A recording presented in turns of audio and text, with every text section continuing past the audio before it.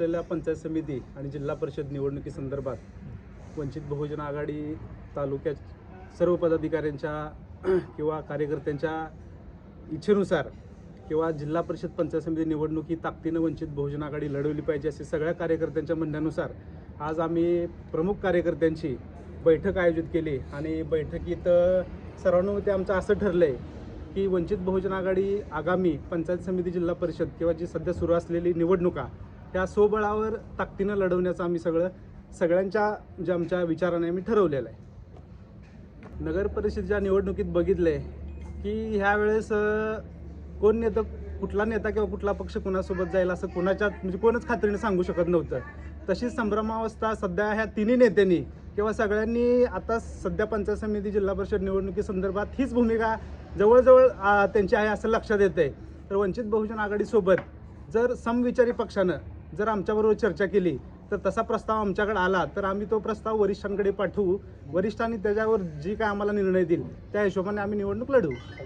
समितीच्या 14 गणात आणि जिल्हा परिषदेच्या 7 गणात असे 21 उमेदवार सध्या आमच्याकडे तयार आहेत आणि बाळवणी गटात सुद्धा एक जिल्हा परिषदसाठी आमच्याकडे एक उमेदवाराची मागणी वंचितकडून आलेली आहे। त्या हिशोबाने आम्ही वरिष्ठांकडे मुलाखती देऊन सर्व उमेदवार आम्ही ताकदीनं त्यांना आम्ही मदत करू आणि निवडणूक लढवण्याचा जिंकण्याचा प्रयत्न करू। पुढारी किंवा नेत्यांना जनतेसाठी लढलं पाहिजे। सध्याची राजकीय सांगोल्याची नेत्यांची परिस्थिती बघितली तर जनतेचं कुणाला काही पडलेलं नाही असंच दिसतंय। सगळ्यांनी आपल्या स्वतःच्या घरातल्या उमेदवारासाठी प्रत्येकासोबत कालचं बोलणं आज नाही, आजचं बोलणं उद्या नाही, ह्या परिस्थितीत स्वतःच्या उमेदवारी बाहेर पाडण्यासाठी किंवा स्वतःच्या घरातील उमेदवार सुखरूप म्हणजे व्यवस्थितरित्या बिनविरोध किंवा त्यांना कसं सेफ्टी वातावरण होईल अशा हिशोबाने त्यांची सगळी रचना चालू आहे। त्याला वंचित बहुजन आघाडी हा डाव त्यांचा 100% हाणून पाडेल। प्रत्येक गटात प्रत्येक गणात त्यांचा आमचा उमेदवार त्यांच्या विरोधात राहील। काय म्हणायचं मला, मी आता कुणाचं नाव न घेता मागच्या 5 वर्षात म्हणजे ही 5 वर्ष गेली त्याच्या अगोदर जेवढे जिल्हा परिषद सदस्य असतील किंवा पंचायत समिती सदस्य असतील त्या गावातल्या लोकांची प्रतिक्रिया घ्या। ज्या गटातनं उमेदवारांना निवडणूक लढवली त्या गटातल्या लोकांकडनं प्रतिक्रिया घ्या की त्या पदाधिकारी की ती जिल्हा परिषद सदस्य ती पंचायत समिती सदस्य किती वेळा गावात आला, त्यांनी निवडणूक जिंकल्यानंतर किती कामं केली।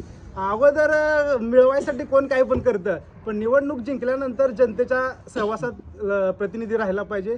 5 वर्ष भले आता नाही काय करू द्या पण 5 वर्ष लोकांसाठी काम त्या प्रतिनिधीने केलं पाहिजे ही आमची भूमिका आहे। बहुजन आघाडीची जी भूमिका आहे की राजकारणात वंचित घटकाला न्याय मिळाला पाहिजे ही आमची भूमिका म्हणजे पक्षाचीच आहे की गोरगरीब कष्टकरी व्यक्तीला उमेदवारी मिळाली पाहिजे आणि आम्ही तशी उमेदवारी या वंचित बहुजन आघाडीच्या माध्यमातून तशा उमेदवार तयार केलेत की ज्यांना फक्त आयुष्यभर मतच टाकत बसणार होती लोक, त्या लोकांना आम्ही ह्या सत्तेच्या प्रवाहात आणण्याचा 100% आमचं विजन आहे। तसं आम्ही 100% सर्वजण मिळून प्रयत्न करू।